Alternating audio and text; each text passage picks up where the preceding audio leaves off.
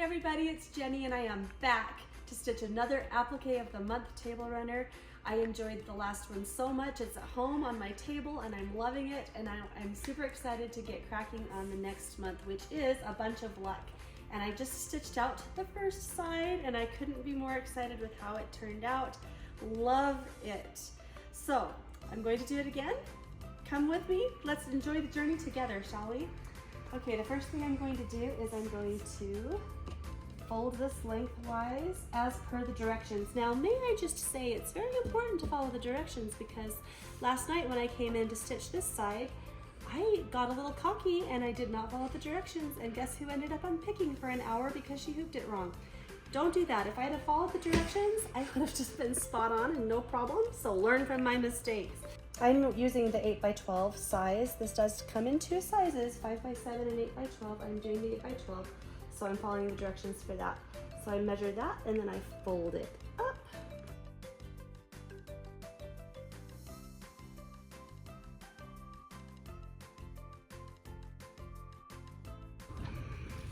Oops, and we don't throw the instructions away. That's totally not what we're gonna do. That's not the message you want to send. No, it isn't. Need these instructions. The first thing we're going to do is do the basting stitch around. Now, also I changed my needle to a 7511 because again, this is linen and we thought we'd use a smaller needle. So here we go. Let's go ahead and do the basting box.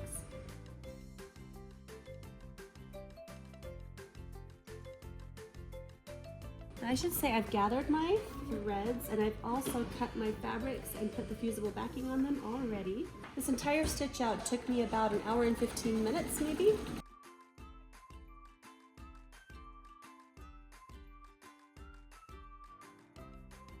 I'm in the product development lab here at Kimberbell, and the editors and the writers who write the instructions, they're being a little noisy. But you know what? They gotta do what they gotta do to produce what they're producing so well, which are these instructions I am following. So, oops, let's get this going. Now here's another little fun fact. Right across from me here, his name is Wyatt. He's a tester and a manager here over at Kimberbell, and he is stitching out an applique of the month as well, but not this one. Nope, he's working on the June one. And it's really cute. You haven't seen that one yet, but I just did. It's really, really cute. So if you can kind of see through my machine, you might sneak just a little peek of the June applique of the month.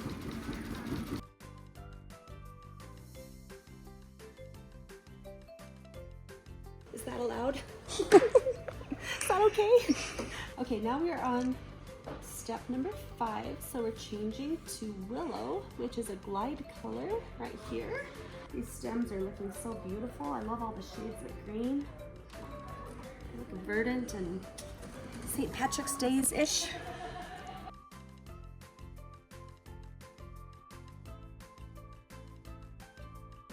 Okay, we're on step 6. We're going to do the stems 4 and clover 4 fills.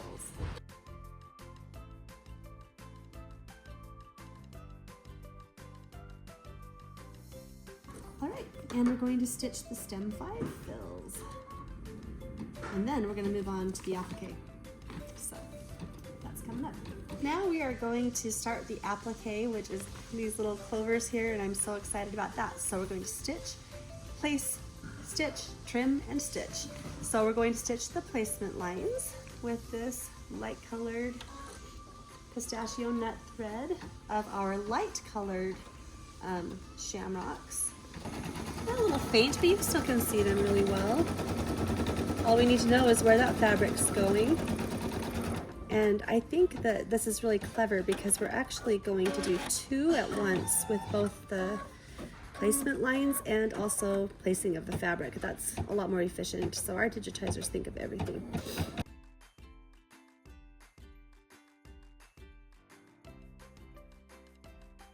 So I've got my fabric ready. It's this bigger piece, really right here, really pretty. And I'm going to put that on top of both sets of placement lines.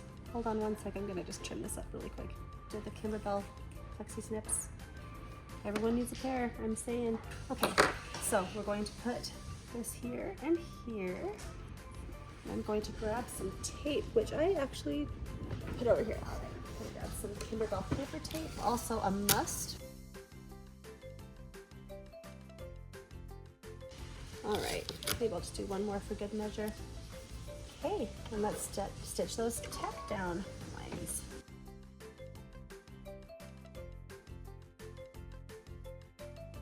All right, you guys, so we're done tacking it down. Let's take this over to the table so I can trim it up. Look, we found some friends. We're hiding secrets. Top secrets, product development, upcoming projects.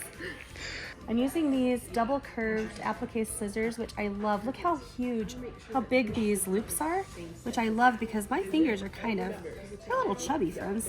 I gotta have them fit into those loops comfortably, so they just fit really, really well. So we're gonna leave our friends who are working on top secret Kimberbell projects over here. Top right? secret, very top secret. Say hi. This is Cora, Jeanette, and Sarah. And we'll go back to the machine and we'll do those satin stitches. All right, go ahead and start those satin stitches. Okay, aren't those cute? Those are turning out so cute. We are going to do this plush micro velvet, and it is so soft and it is so luxurious. I just love it. So we're going to do those next. So we'll go ahead and do those placement lines. Okay, we've got our placement lines. Let's take this dreamy piece of micro velvet. We'll put it, making sure we're covering the whole thing because we don't want to miss it.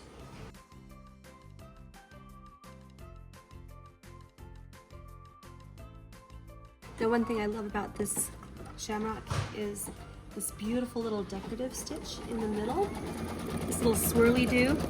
Just watch how that comes about. It's so pretty. Isn't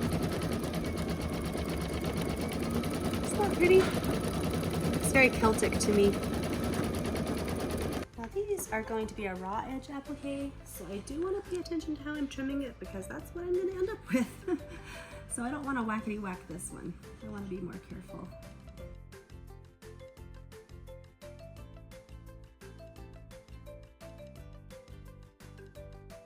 We're done with our plushy shamrock, so we're going to change our thread to the willow color. And you guys are going to have to excuse me, I've had a cold, so I feel like my voice sounds weird. I feel like Yzma on the Emperor's New Groove. Is that my voice?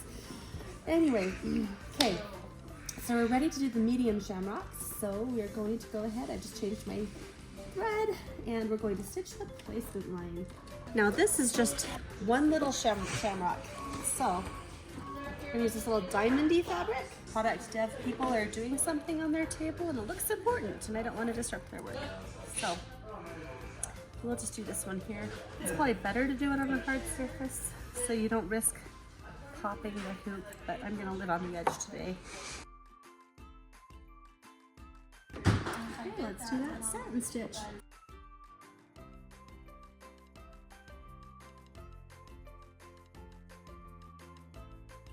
Well, this is shaping up so well.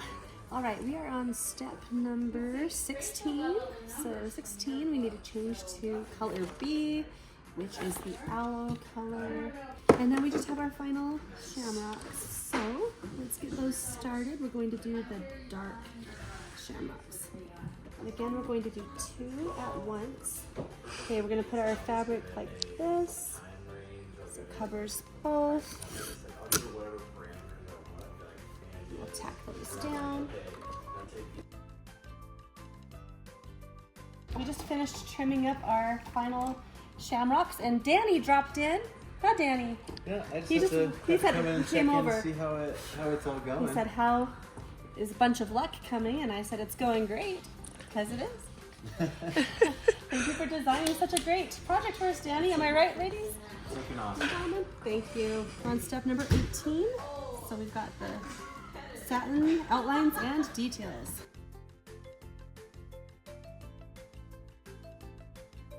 Okay guys, it's shaping up.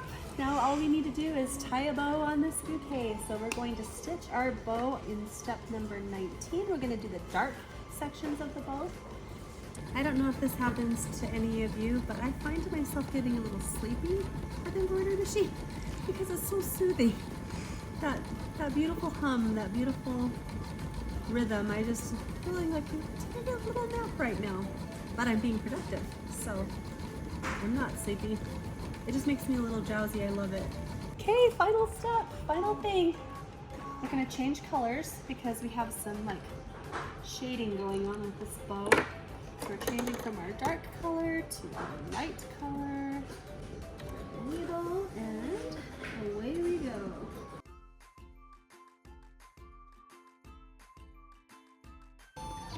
Alright, just like that, we're done! Yay, we did it! Okay, let's take this baby out. We are done stitching. Let's take it to the table.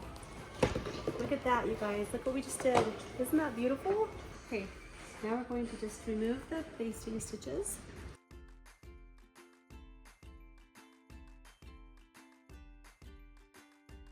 Alright, now that's all that's left is just a little cleanup. These little threads. We also need to cut the cutaway, because remember this is medium cutaway, which helps it not pucker. We're going to trim it close to the design, but it will stay behind the design permanently, which is okay because it'll be against the table. I have my other one on my table right now and you can't see it at all.